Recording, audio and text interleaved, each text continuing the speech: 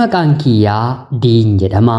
Kanan dhaladheetti guddadhe Harargee Lixaa magaalaa Galamsoo keessatti yeroo ta'u, barnoota kiyyallee ijoollummaa kootti seeneen hanga kutaa 5ffaatti baradheera. Haa ta'uutii garuu yeroon kutaa 5ffaa ga'u hundee mana keenyaa kan ta'e abbaan kiyyaa dhukkubsatee addunyaa kanarraatii ni boqota. Haati kiyya deessuun baay'een isheen jaalladhu. Abbaa manaa ishee abbaa koo yaalamee akka fayyuuf jecha waan qabdu hundumaatti gurgurtee abbaan manaan koo naaf fayyee akka durii isaa gara mana kootti naaf deebi'a jettee gurgurteetti fixxe.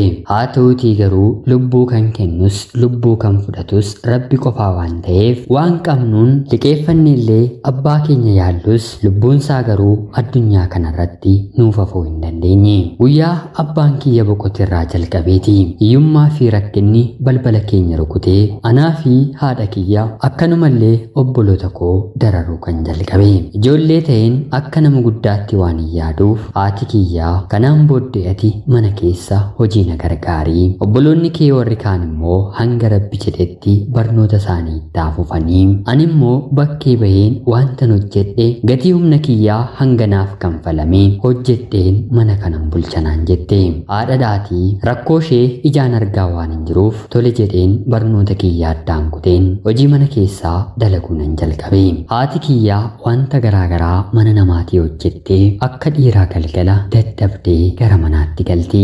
Sanuu ni boqotti otoo hin taane hojii ani otoo hin hojjetiin hambise ija ishee duratti mul'ate aara toon galfatiin mudhii ishee hidhattee mana keessa itti kaati. Haala kanaan jireenya jalqabnus haa ta'uutii garuu jireenyi biyya keenyaa hiyyeessaaf maal akka ta'e ni beektuutii haati koo nu jiraachisuu ni dadhabdi. Yeroo kanatti ani gaheen waan hin jiruuf yaa harmee kiyyaa akkana taatee dadhabdee otoo iji koo arguu atillee bor na jalaa dhukkubsachuu keerraa biyya hambaa baheen waantan hojjedhu wanta humni koo naaf argamsiise hojjedheen si gargaaraa yoo dandeesse haala naaf mijeessii firoota keetti naaf himii jedheen ishee gaafadhe. Ani ija ishee duraa deemuu kootti gammadduu ta'uu baattus rakkina ishee fi obboloonni koo argaa jiran iji ishee waan hubatuuf tole jettee obboleessa ishee Saawud Arabiyaa jiraatutti maatiin akka bilbilaniif ni gaafatti. Yeroo kanatti isaanis bilbilanii fi mucaa kiyyaa ofitti fudhuu hojii yaa hojjettu jireenyi duuniyaa kanaa anaaf deemuu didee jettee kadhatti. Eessumni kiyyallee biyyaa erga bahee waggaa hedduu waan lakkoofseef homaa rakkoon qabu paaspoortii baafattee viizaa eeggattee gara biyya hambaatti fuusheerra umriin isheellee waan shakkisiisuuf karaa galaanaa dhuftuu dallaalotatti nimaafii jechuun haadha kiyyaaf tole jedhe. Yeroos otoon fudhatiin imala kiyyaa galaana qaxxaamureen gara biyya Yemen hin deeme. Yemen gaheen haalli naaf salphachuuf didde. Waggaa tokko ergan keessa ture booda Saawud Arabiyaa eessuma kiyya baran dhaqqabe. Innillee akkuma deemeen xiqqoo erga na boqochiisee booda hojii naaf barbaadee naaf argee mana isaatii baheen dalagachuu nan jalqaba. Akka yaadetti naaf ta'uu baatus hamma Rabbi na gargaaretti harmee kiyyaas gargaarachuu nan jalqabe. Turtii waggaa tokkos biyyaa bahee waliigala waggaa 2 yeroon xumuru anaaf adaadaa kan naaf taatu haadha kiyyaaf immoo obboleettiitti kan ooltu intala obboleessa haadha kiyyaa waliin biyya ormaa kanatti walitti ni buuna. Eessumni kiyyaa gara biyya hambaatti na fide kuni isheef haadhoodha. Waliin naannooma tokko jiraachaa waan turreef yeroo hedduu walitti ni buuna. Haala kanaan guyyaa tokko obboleessa ishee yookiin immoo eessuma koo ni waammatti. Obboleessi ishee anaanillee akka mucaa isaatti ilaalee rakkoo anaa fi obboleettii isaa gidduutti uumame furuuf yaada lamaan keenyaa kan fudhate otoo hin taane sibiila balbalarra jiruun miilla koo na rukutee kunoo hanga har'aatti naafa okkoleen naman deemu na taasise.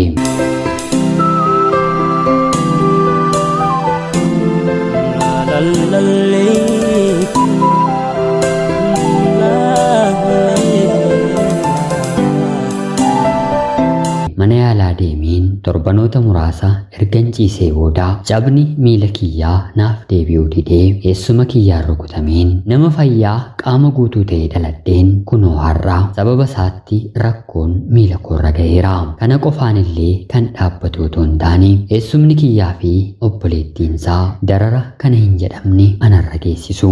Ofii na rukutee guyyaa tokkoof illee taa'ee na wal'aanuuf gadi hin jenne.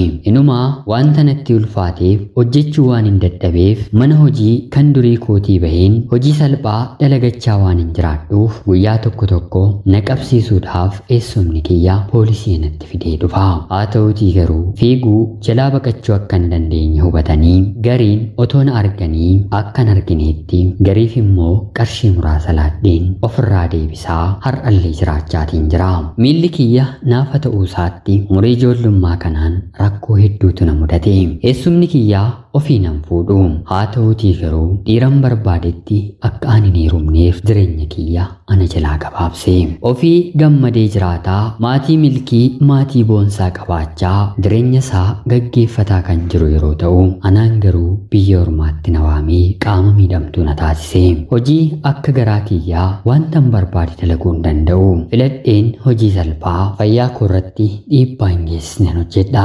Yeroon fayyaa ture qaamni kiyya otoo hin miidhamiin akkuma dubartii kamiyyuu jaalallee nan qaba. Jaalalleen kiyyas miidhamuu kiyyatti baay'ee naaf gadde ana waliin boo'e. Haa ta'uutii garuu miilli kiyya haala kanaan hafuusaa yeroo barutti jaalalleen nanaaf qabu irrachaane dhufe. Kana qofaan kan dhaabbate otoo hin taane anis waliin jiraachuuf fedhii godhadhee dhuguma na waliin turamoo anarraa adda baha jedheen jaarsa gara maatii kiyyaatti ergadhuuti ni kaan nuuf haa taasifamu anis siif atis anaaf adda baanee haa jiraannu jedhee yeroon gaafadhu harka koo miila koo jedhee duubatti na jalaa deebi'ee anis borkeessa koo miidhuu koorra ammumaan yoo irraan fagaadhinaa wayya jedheen walirraa gargar baanii. Harki namaa kan natti fideenis jaalala kiyyaaf garaan kutadhe. Jaalallee kiyya kana waliin har'a bor qaamaan wal argina otoo jennu otoo waliin beekiin hariiroon keenya karaatti hafe. Eessumni kiyyaa kana qofaallee miti. Mana koo waan beekuuf yeroo hedduu galgala hiriyoota isaa qabee mana kiyya fiduun akka na gudeedaniif dirqisiisanii akka na dhaananiif guyyaa hedduun irratti yaaleera. Haa ta'uutii garuu harka rabbiin gariin iyyeen gariin harkaa miliqeen gariin ollaa waammadheen gudeedamuu kan jalaa nan hafe.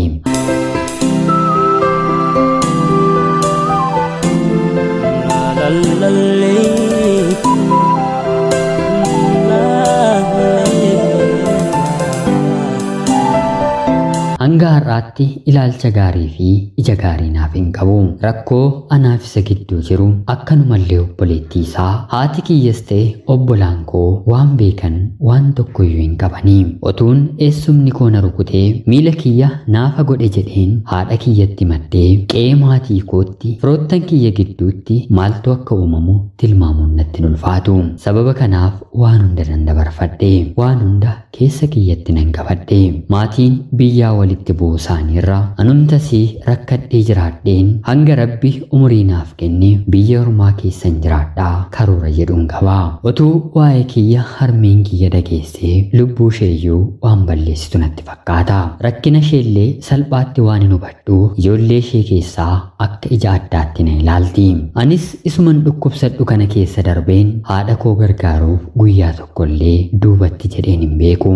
Obboloota kiyyaa hanga humna koo nan barsiisa. Yaa obbolee koo nama qaama guutuu ta'ee dhaladheen eessuma kiyyaan kanan ta'e. Ilmi dhiiraa gama sooshaal miidiyaatiin gaaffii jaalalaa naaf dhiyeessa. Anis guyyaa tokko tokko dhiphina kiyyaa ofirraa balleessuuf akka garaa kiyyaa waliin hin taphadha. Haa ta'uutii garuu jaalalleen yeroon fayyaa ta'e na beeku miidhameen na jibbellee ana waliin ta'uu waan dadhabeef ilmi dhiiraa kamuu rakkina kiyya hubatee na waliin ni jiraataa jaalallee na godhataa abdii jedhu tokkollee hin qabu.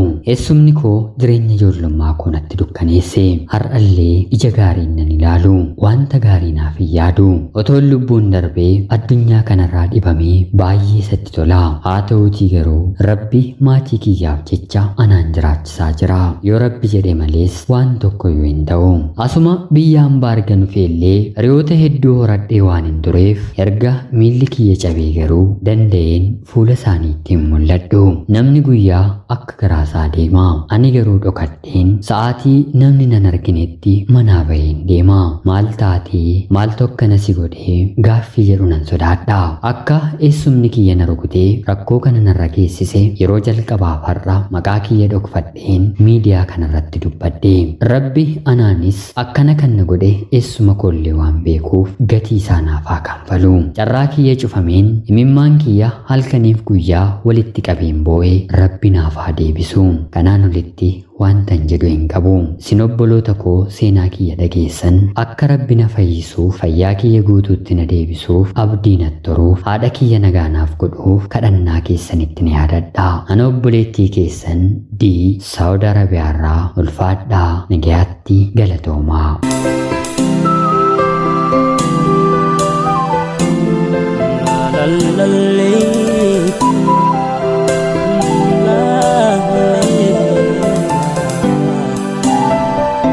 Yooyyaa shamaa akkam jirtu kabajamtootaaf hordoftoota qophii Oromiyaa 24. Nagaaf jaalalli tokkummaan bakka jirtan hundaatti hunda keessaniif yaa ta'u jecha guyyaa har'aallee seenaa baay'ee nama gaddisiisu obboleettiin keenya tokko nuuf ergite isiniif dubbiseen hin kaa'u. Akkasin irraa barattaniif hubannoo cimaa ta'e tokko irraa argattan homaa shakkii tokko illee hin qabu. Obboleettii keenya ergaa kee kana nuuf qooduu keetiif guddaa galatoomisiin jechuun barbaada. Haa ta'utii garuu dhaamsi dabalataan siif qabu wanta si mudatetti eessumni kee kan si godhetti anis ta'e hordoftoonni qophii Oromiyaa 24 baay'ee ni gaddina. Haa ta'utii garuu kun amala jireenyaati. Rakkoo dhala namaa mudatu keessatti kaan abiddaan gubatee walakkaa qaama isaa hambifata. Kaan immoo elektirikaan qabamee gartuu qaama isaanii dhaba. Kaan immoo nyaata coomaa foon baay'ee qabu nyaatee harka isaan dhukkubsata. Kaan balaa konkolaataan, kaan manni irratti kufuun addunyaan kun rakkoo garaagaraa kana jedhee lakkaa'amuu hin dandeenye guyyaa guyyaan ni keessummeessiti. Eenyumtiyyuu har'a fayyaa ta'ee jiraata malee sekendiiwwan muraasa booddee maal tokko isa mudatu hin beeku. Kana keessaa kan nama ajaa'ibu garuu gariin namaa rakkoowwan gurguddaan isaan mudate rakkinaaf harka kan hin kennine miiliyoonotatu jira. Atillee isaan keessaa tokko ta'e. Jaalallee godhattee bultii dhaabbachuudhaaf ati waan salphaa tarii miila dhabde. Yoo Rabbi jedhe bor miilli keellee sii fayyuu ni danda'a. Haa ta'utii garuu namoonni ija isaaniitiin arguu hin dandeenye, gurra isaaniitiin dhaga'uu hin dandeenye, afaan isaaniitiin dubbachuu kan hin dandeenye, harkaaf miila hin qabne, sammuun isaaniillee walakkaa fayyaa, walakkaa maraataa kan ta'e bultii yeroo ijaarratan, maatii gammachuu yeroo horatan ija keenyaan ni argina. Atillee kan Rabbi siif qopheesse rakkina kee waliin si danda'a jedhee kan siif yaade siif dhalatee waan jiruuf jireenya kee keessatti waama kamirrattiyyuu abdiin kutatiin akka kaleessa nama nagaa turteetti waan feete waan barbaadde yaaduuf iddoo ga'uuf duubattiin jedhiinii dhaamsa jedhu siif hin qaba. Egaan kabajamtootaaf hordoftoota qophii Oromiyaa 24 yaada jajjabinaa obboleettii keenyaaf qoodaa kadhannaa keessanitti illee yaadadhaa jechaa qophiin guyyaa har'aaf siniif qabadheen dhiyaadhe kanuma fakkaatti. Hanga yoonaatti yeroo keessan naaf kennitanii na dhaggeeffachaa kan turtaniitiif guddaa galatoomaa isiniin jechaa laayikii fi sheer gochuun illee qophii keenya akka deeggartan kabajaan isiniin gaafadha. Akkanumallee namoonni chaanalii keenyaaf haaraa taatan anaa dhufu kun Oromiyaa 24 guyyaa guyyaatiin xalayaa jaalalaa fi seenaa jireenyaa nama barsiisuu bashannansiisuu danda'u isiniif qabattee waan dhiyaattuuf isinillee sabskiraayib gochuun maatii keenya erga taatanii booda xalayaa jaalalaa yookiin seenaa jireenyaa nama barsiisuu bashannansiisuu danda'u qabaattan karaa telegiraamii karaa lakkoofsa bilbilaa kiyyaa duwwaa 938 naaf erguun irratti hirmaachuu hin dandeessu.